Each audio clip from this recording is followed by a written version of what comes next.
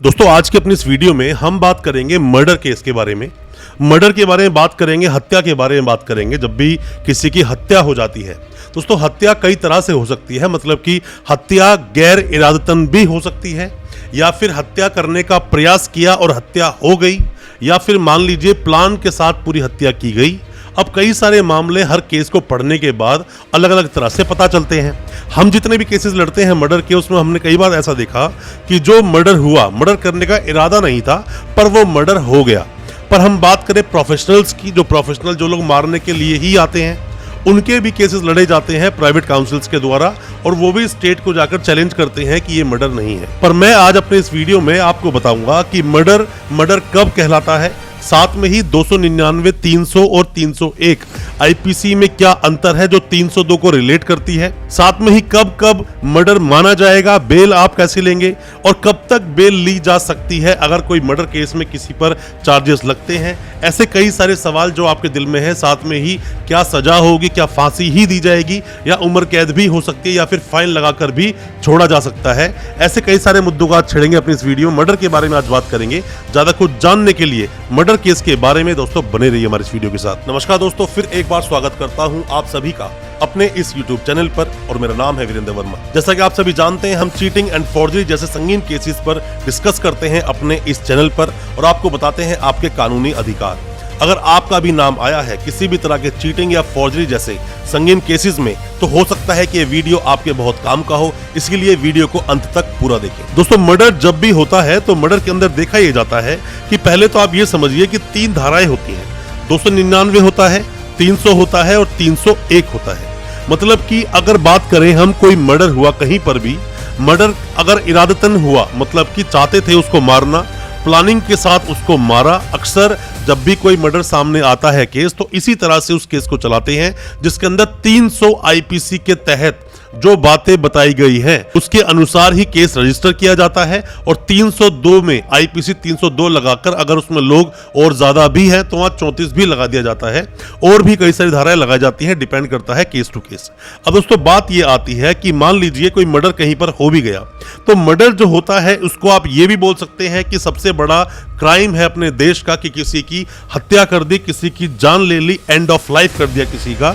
Killing जो nature का जो अपराध है, इसमें जल्दी से इजीली आपकी सुनवाई की नहीं जाती, वक्त लगता है इसके अंदर।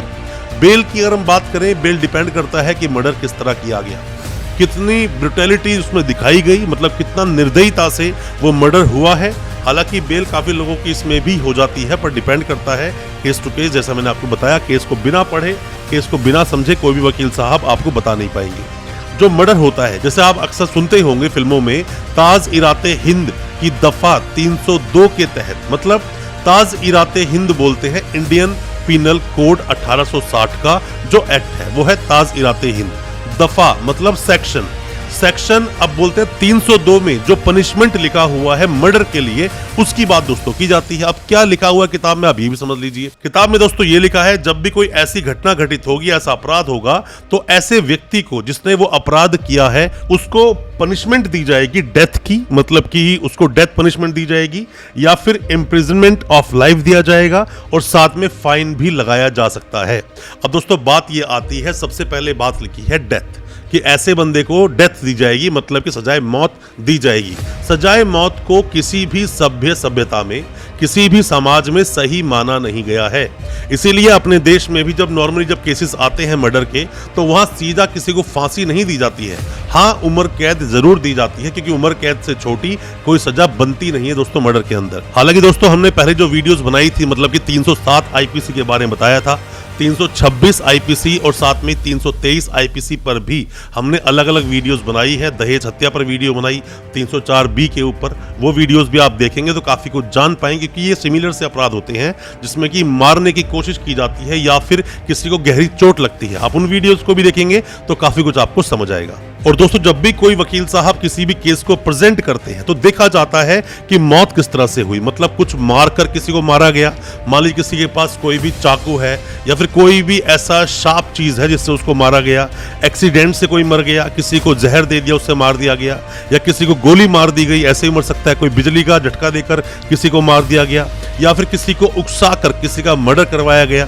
काफी लोग नशे में है, उसको उकसा दिया कि इसको मार दे जान से, या फिर इसके सर पे ये मार दे, उसने मार दिया और वो मर गया, या फिर किसी चीज की ओवरडोज दे दी गई, ये भी तरीका होता है। बहुत तरह से दोस्तों सामने वाले की हत्या कर दी जाती है। साथ में ही इंटेंशन थी या नहीं, इंटेंशन सामने वाले की थी, इंटेंशन सामने वाले की क्या थी, क्या इंटेंशन मारने की ही थी या वो सडन प्रोवोकेशन था, मतलब एकदम से खड़े हुए, जैसे हम गाड़ी दो लोगों की भिड़ गई और बाहर निकल लड़ाई झगड़ा हो गया, कुछ भी हाथ में आया, लोग मारना शुरू कर देते हैं और सामने वाला मर गया, इसे वो सडन प्रोवोकेशन इसको बोलते हैं। तो डिपेंड करता है कि वो जो मामला हुआ किस तरह से हुआ। अब दोस्तों लोग ये सवाल भी पूछते हैं कि सर किसी इंसान ने सुसाइड करने की कोशिश की पर वो बच गया। दोस्तों 309 आईपीसी में बताया गया है कि सुसाइड भी अगर आप अटेम्प्ट करते हैं तो वो भी गैर कानूनी है, आप ऐसे कर नहीं सकते हैं।